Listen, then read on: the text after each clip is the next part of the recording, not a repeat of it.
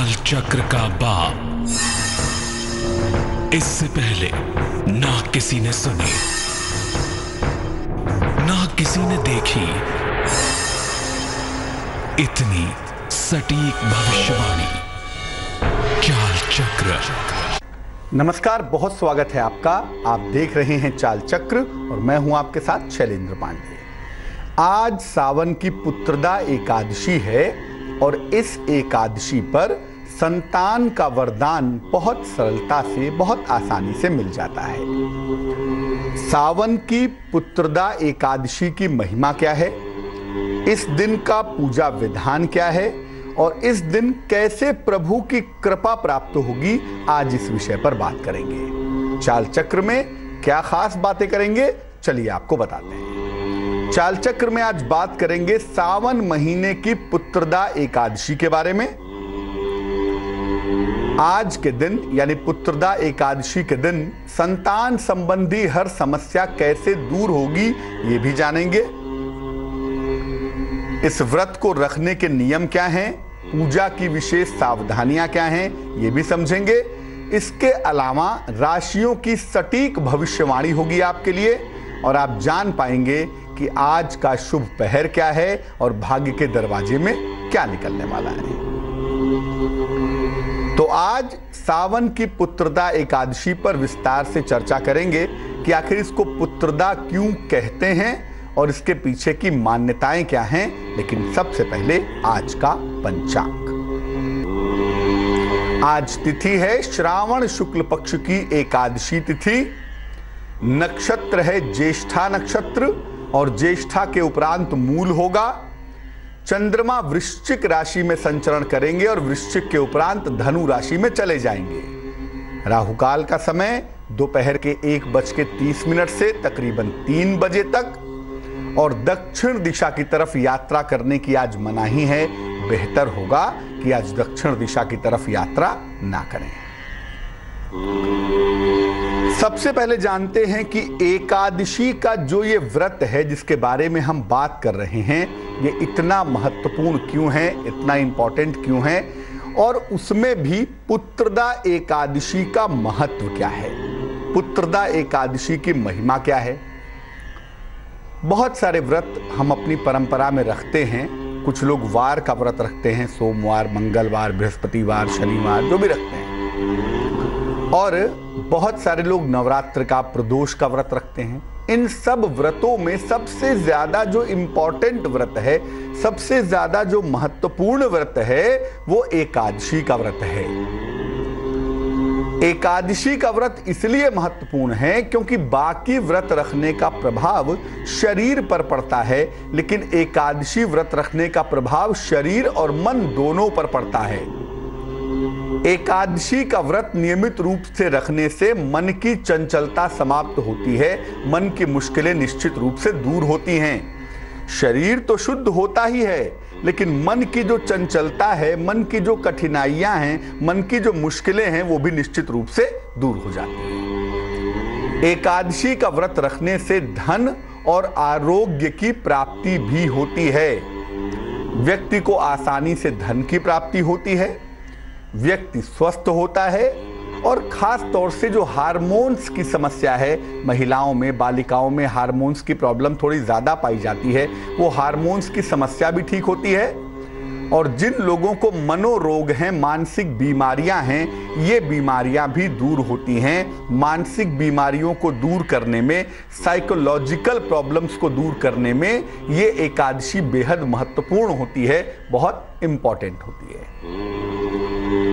पुत्रदा एकादशी कहते इसलिए हैं क्योंकि पहले जमाने में पुत्र प्राप्त करने पर बड़ा फोकस होता था कि वंश चलाने के लिए पुत्र चाहिए, इसलिए एक परंपरा के तहत लोगों ने इसका नाम पुत्रदा कर दिया। लेकिन ऐसा नहीं है।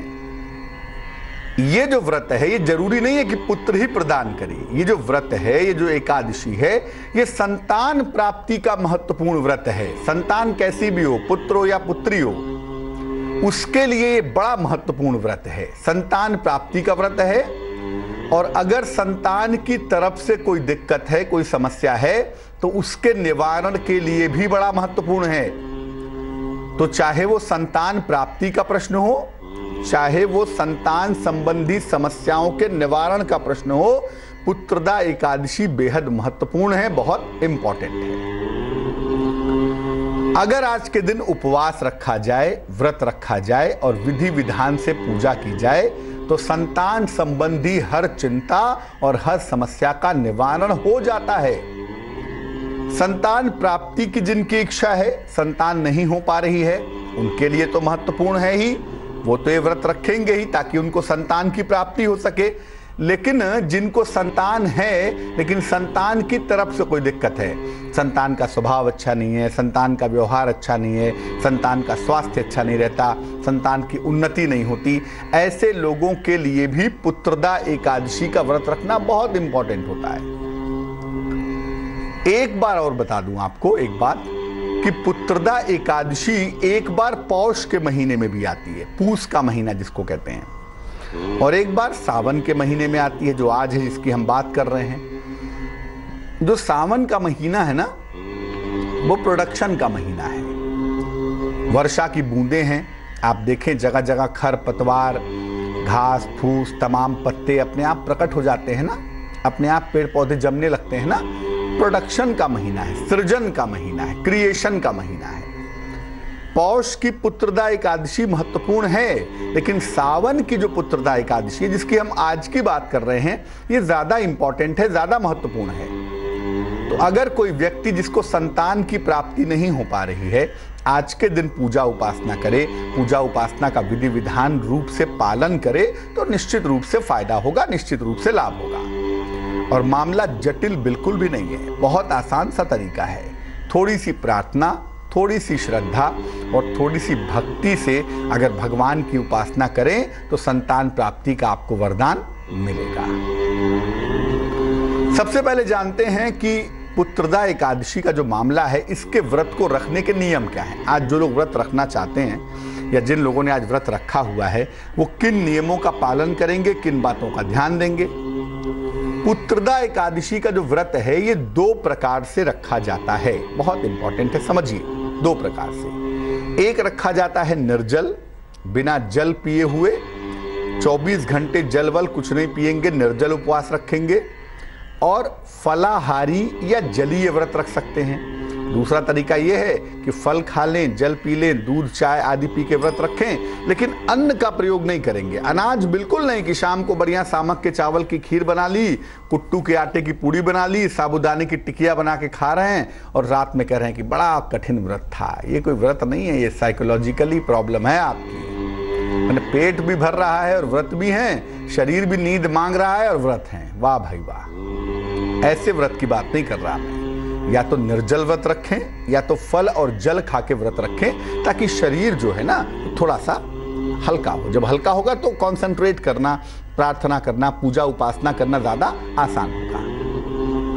सामान्य रूप से जो निर्जल व्रत है, जिसमें जल का सेवन नहीं करते, ये वही रख सकता है जो पूरी तरह से स्वस्थ हो। अन्यथा ऐसा व्रत न रखें जो पूरी तरह से निर्जल हो।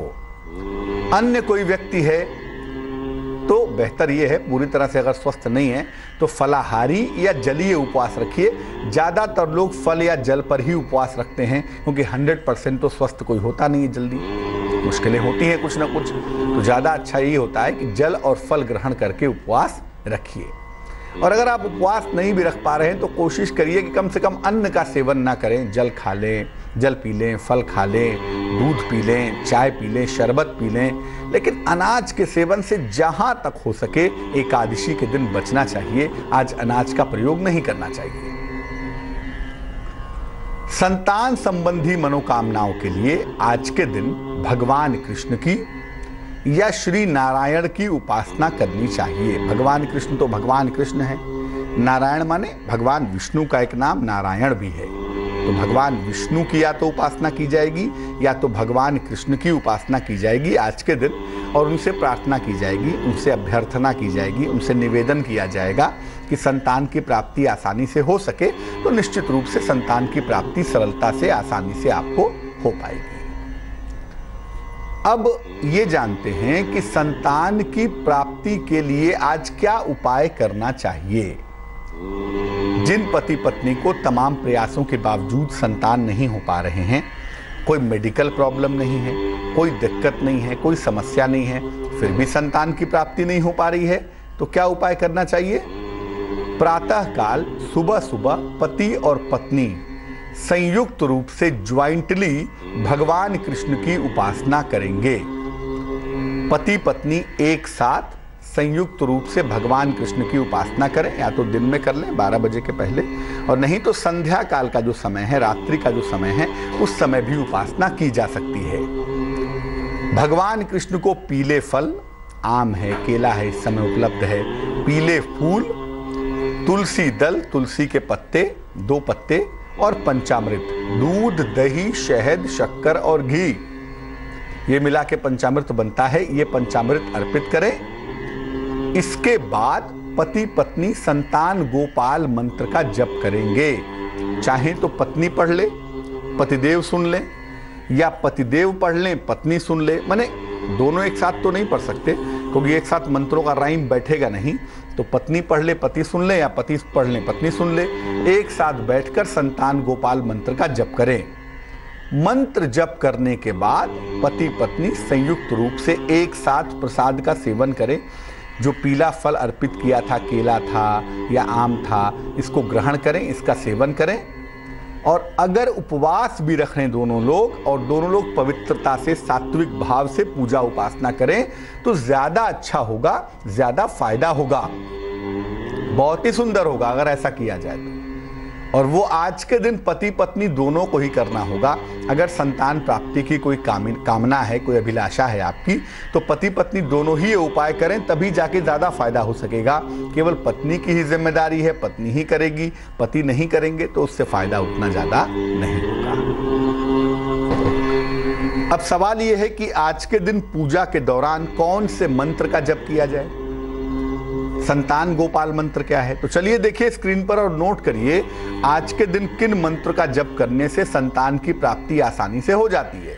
पहला मंत्र संतान गोपाल मंत्र है, ओम क्लीं देवकी सुत गोविंद वासुदेव जगतपते देहि मे तनयम कृष्ण त्वामहम शरणम गता। फिर से नोट करें,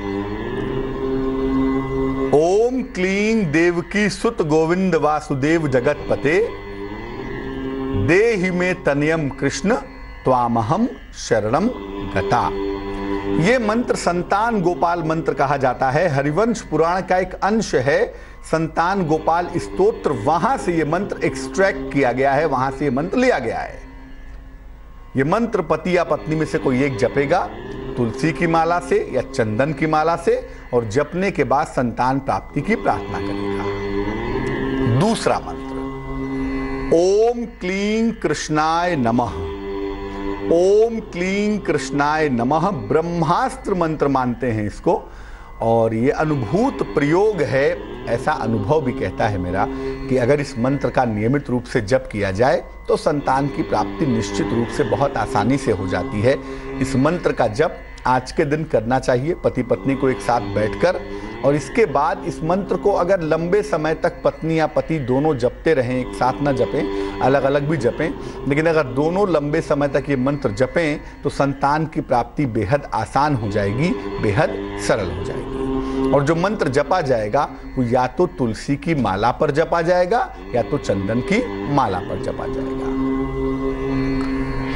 तो पुत्रदा एकादशी पर संतान प्राप्ति के सरलतम उपाय क्या हैं, ये तो आपने जान लिए।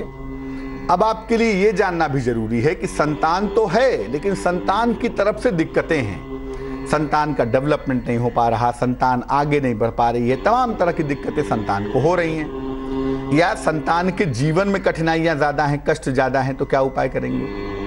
देखिए, उसके लिए भी माता पिता को एक साथ पूजा करना अच्छा होगा, नहीं तो दोनों में से, माता पिता में से कोई एक ये उपाय कर सकता है। रात के समय में भगवान कृष्ण को या भगवान विष्णु को पीले फूलों की माला अर्पित कीजिए। एक पीला फूल की माला ले आएं और भगवान कृष्ण या भगवान विष्णु के गले में पहना दें। रात में करिएगा, आज तकरीबन 9 बजे के बाद ही करें तो ज़्यादा अच्छा रहेगा।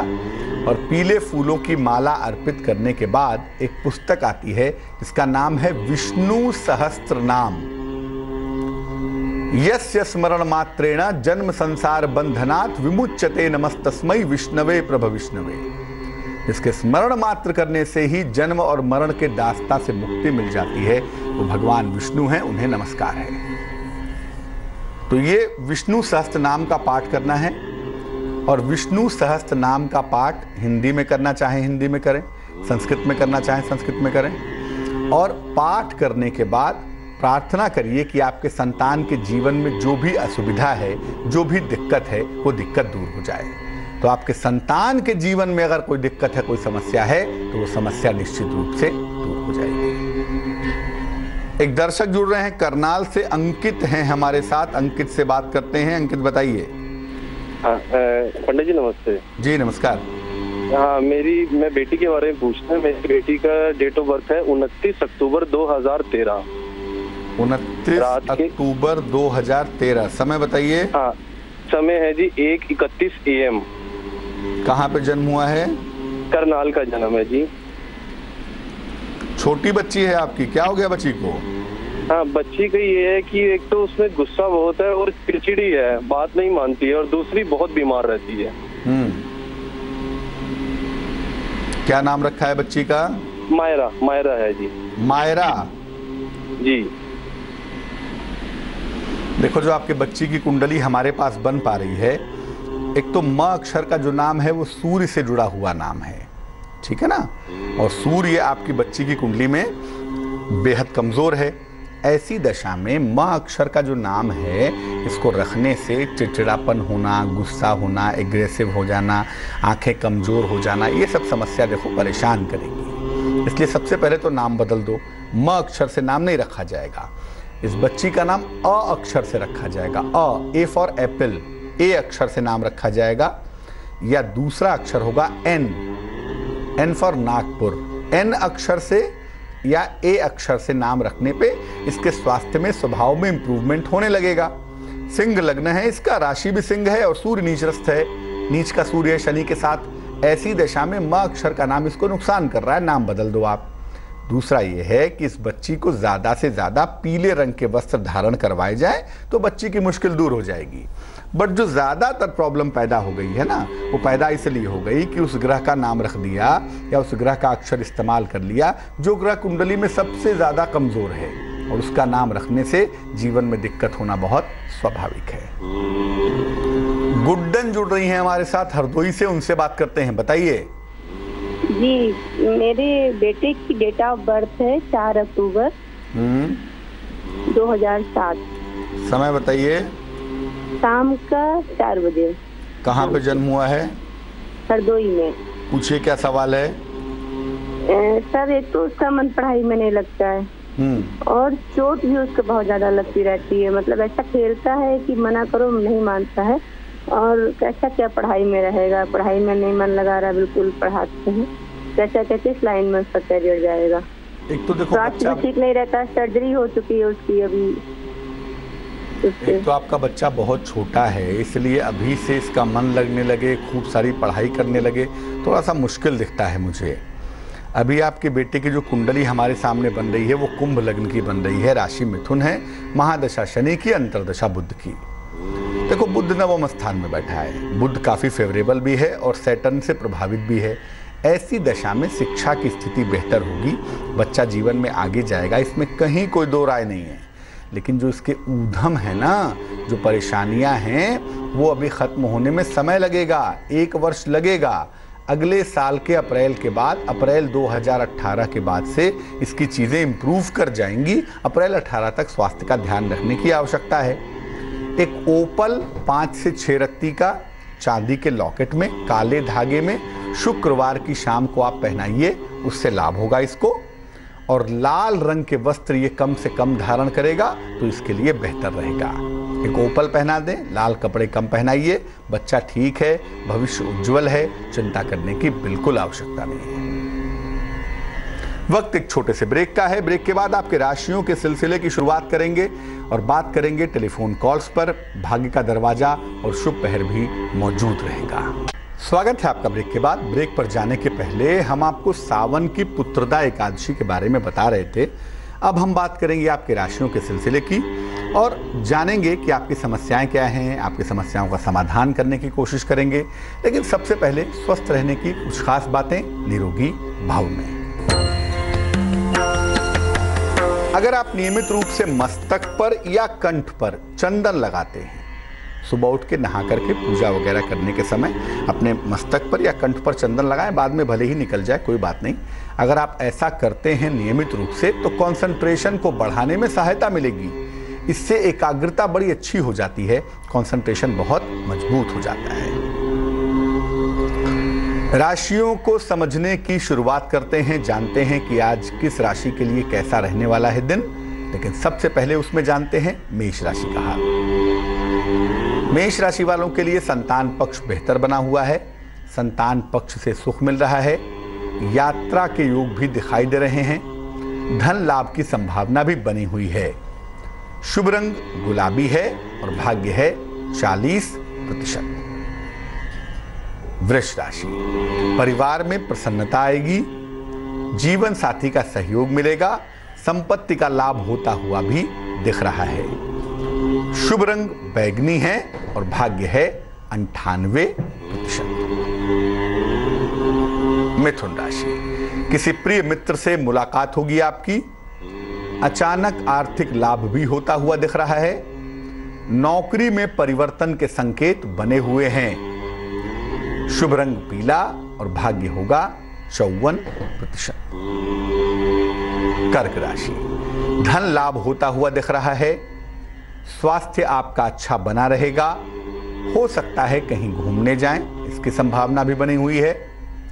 शुभ रंग आसमानी होगा और भाग्य होगा 76%।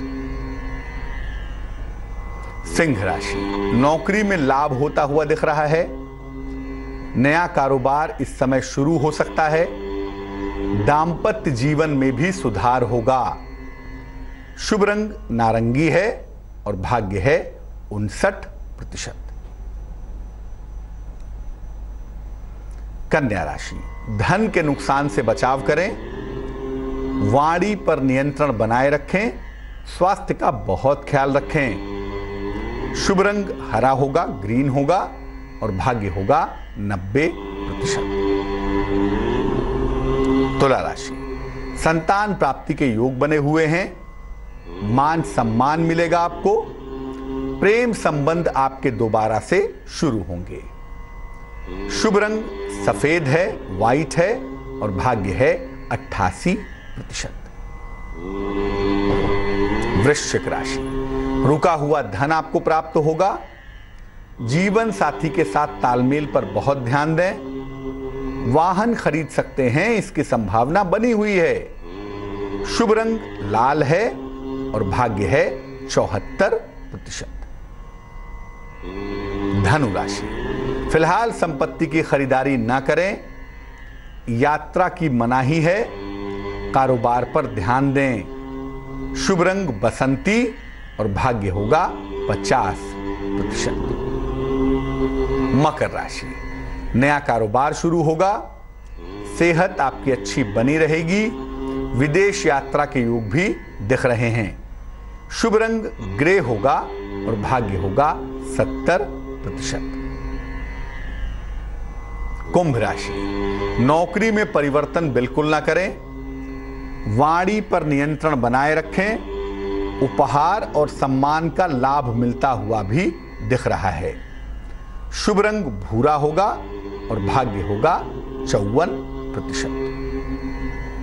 मीन राशि, नौकरी में बेहतर अवसर दिखाई दे रहे हैं, आर्थिक फायदा भी होगा आपको, लंबी यात्रा के योग भी बने हुए हैं। शुभ रंग चांदी जैसा रंग और भाग्य होगा 87%।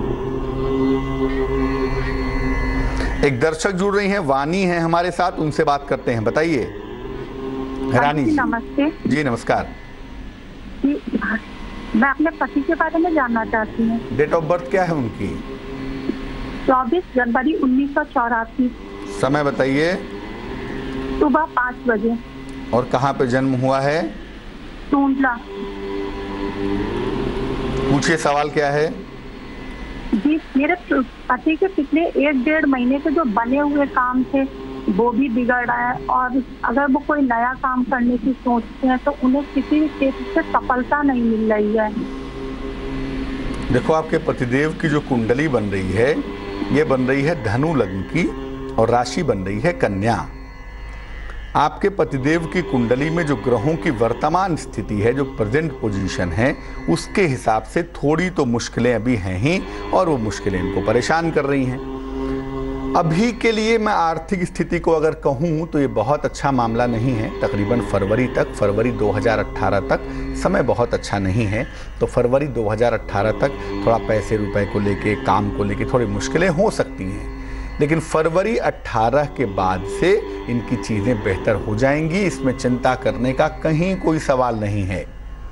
नया काम भी अगर शुरू करना है तो भी मैं फरवरी 18 के बाद की ही सलाह दूंगा। फरवरी 18 के पहले मैं ऐसा करने की सलाह नहीं दूंगा। वैसे भी आपके पतिदेव की जो महादशा है वो गुरु की है, अंतरदशा शुक्र की है, और शुक्र इस कुंडली के लिए अच्छा प्लेनेट नहीं है। 2 उपाय करिए। एक तो अपने पतिदेव को एक पीला पुखराज पहना दें, 4-5 रत्ती का पीला पुखराज, येलो सफायर, सोने या पीतल की अंगूठी में, सीधे हाथ की तर्जनी उंगली में। ये पहना जाएगा बृहस्पतिवार को सवेरे। एक तो पीला पुखराज पहना दीजिए। दूसरा, अपने पतिदेव को बोलिए रोज सुबह 108 बार ओम शुंग शुक्राय नमः, ओम शुंग शुक्राय नमः, शुक्र के मंत्र का रोज सवेरे 108 बार जप करें, और हर शुक्रवार के दिन सफेद मिठाई का दान करें। ये उपाय करें तो मुझे लगता है इनकी मुश्किल दूर होनी शुरू हो जाएगी। निष्ठा जुड़ रही हैं हमारे साथ लखनऊ से, उनसे बात करते हैं। निष्ठा, बताइए। जी हाँ, डेट ऑफ बर्थ है 4 अक्टूबर जी 2007। ये किसकी जन्म तारीख बता रही हैं? जी, भतीजे की। किसके लिए? पति के लिए? नहीं, भतीजे का पूछना था। भतीजे का। जी। समय बताइए। समय 4 बजे शाम। कहाँ पे जन्म हुआ है? जन्म हुआ इसका सर हरदोई में। क्या सवाल है? सवाल ये सर, इसका पढ़ाई लिखाई में मन नहीं लगता, मन एकाग्र नहीं रहता है, और जो है इसके चोट चपेट बहुत लगती रहती है। देखो, ऐसा है कि थोड़ी मुश्किल है इस कुंडली में, और मुश्किलों के पीछे 2 ग्रह जिम्मेदार हैं। नंबर 1 पे सूर्य, नंबर दूसरे पे मंगल। सूर्य मंगल दोनों के कमजोर होने की वजह से क्रोध बहुत ज़्यादा है, एग्रेशन बहुत ज़्यादा है। पढ़ाई लिखाई हालांकि ठीक दिखाई दे रही है, मुझे ऐसी कोई बहुत बड़ी समस्या नहीं दिखाई दे रही है, लेकिन स्वास्थ्य का ध्यान रखना ज़रूरी है। चोट चपेट ना लगे, किसी दुर्घटना का शिकार ना हो जाए, ये बात तो समझना पड़ेगा ही, उसको ठीक रखना ही पड़ेगा। इस बच्चे के माता या पिता में से कोई भी अगर हनुमान चालीसा का सुबह शाम पाठ करे तो इस बच्चे को लाभ होगा। और देखो, जहाँ तक संभव हो इस बच्चे को लाल रंग से परहेज करवाना चाहिए। लाल रंग का इस्तेमाल अगर ये कम से कम करे तो इसके लिए शुभ रहेगा। चलिए अब खोलते हैं भाग्य का दरवाजा और निकालते हैं उसमें से उपाय। पलंग या बिस्तर पर बैठकर बिल्कुल भोजन मत करिए। अगर आप पलंग या बिस्तर पर बैठकर भोजन करते हैं तो मानसिक समस्याएं बढ़ सकती हैं। जमीन पर पालथी मार के, दरी पर बैठ के, आसन पर बैठ के भोजन करिए, सबसे अच्छा है। और नहीं तो मॉडर्न है तो डाइनिंग टेबल पर बैठ के भोजन करिए। लेकिन जहां पलंग पे सोते हैं वहां पर बैठकर भोजन करना, बिस्तर पर बैठकर भोजन करना कतई अच्छी बात नहीं है। तो आज है सावन की पुत्रदा एकादशी, और आज के दिन मैं फिर बता दूं, ऐसा नहीं कि आज का उपवास रखने से, पूजा करने से पुत्र की ही प्राप्ति होगी। आज के दिन व्रत रखने से, उपवास रखने से संतान की प्राप्ति आपको सरलता से हो सकती है। और मान लिया आप स्वस्थ नहीं हैं, आपकी स्थिति बहुत अच्छी नहीं है, तो ऐसी दशा में आज रात के समय 9 बजे के बाद पति पत्नी एक साथ भगवान कृष्ण की पूजा करें, उन्हें पीले फूल अर्पित करें, पीले फल अर्पित करें, और संतान गोपाल मंत्र का जप करें। ओम देवकी सुत गोविंद वासुदेव जगतपते देहि में तनयम कृष्ण त्वामहम शरणम गता। तो संतान गोपाल मंत्र का जप करें पति पत्नी, प्रार्थना करें, और उसके बाद जो केला या आम का भोग लगाया है उसको प्रसाद रूप में स्वीकार करें। निश्चित रूप से संतान प्राप्ति की जो तमाम समस्याएं हैं वो दूर होंगी। और अगर संतान है, उसकी तरफ से कोई दिक्कत हो रही है, तो पीले फूलों से ही केवल उपासना करने से आपकी इच्छा पूरी हो जाएगी। एक दर्शक जुड़ रहे हैं देहरादून से हमारे साथ, उनसे बात करते हैं। बताइए। हेलो जी। हाँ पंडित जी, मेरी जन्म की तारीख है 2 अप्रैल 1999। 2 अप्रैल 1999। समय बताइए। सुबह के 8:15 बजे। सुबह के 8:15 बजे। कहाँ जन्म हुआ है? गौहर। कहाँ पे? गौहर, जिला भिंड। क्या नाम है आपका? ऋषभ अग्रवाल। ऋषभ अग्रवाल। चलिए पूछिए, प्रश्न क्या है आपका? मुझे अपने करियर के बारे में पूछना था पंडित जी, आगे मतलब कौन सी करियर मेरा सही रहेगा। देखिए बहन जी, आप पढ़ाई लिखाई बिल्कुल नहीं करती हैं, स्वास्थ्य भी कुछ खास अच्छा नहीं दिख रहा है कुंडली में। ऐसी दशा में आप करियर कैसे बनाएंगी वो भगवान ही जानता है। थोड़ी सी पढ़ाई लिखाई करें, करियर में सीरियस हों, गंभीर हों, तब ना करियर बनेगा। और अगर ठीक से पढ़ाई लिखाई करें, कोशिश करें, तब जाकर आपकी कुंडली में दिखाई दे रहा है कि आप आगे चल के टीचिंग सेक्टर में नौकरी के लिए प्रयास करें तो उससे फ़ायदा हो सकता है। लेकिन मुश्किल इसलिए है क्योंकि आपका पढ़ाई वाला मामला ज़रा गड़बड़ है और आपकी एकाग्रता नहीं है, जिस वजह से करियर आप बना पाएंगे, करियर में आगे बढ़ पाएंगे, थोड़ा कठिन दिखाई दे रहा है। चलिए अब जानते हैं क्या है आज का कीमती समय शुभ पहर में। आज का शुभ पहर है रात को 9 बजे से 10:30 तक। इस समय में भगवान कृष्ण को पीले फूल अर्पित करें। अगर संतान संबंधी कोई समस्या है तो उस समस्या का समाधान होगा, लेकिन करेंगे कब? रात को 9 बजे से 10:30 के बीच में। तो आज के लिए जाल चक्र में बस इतना ही। मुझे दीजिए इजाजत। आगे देखिए रिश्तों की कहानी संजय।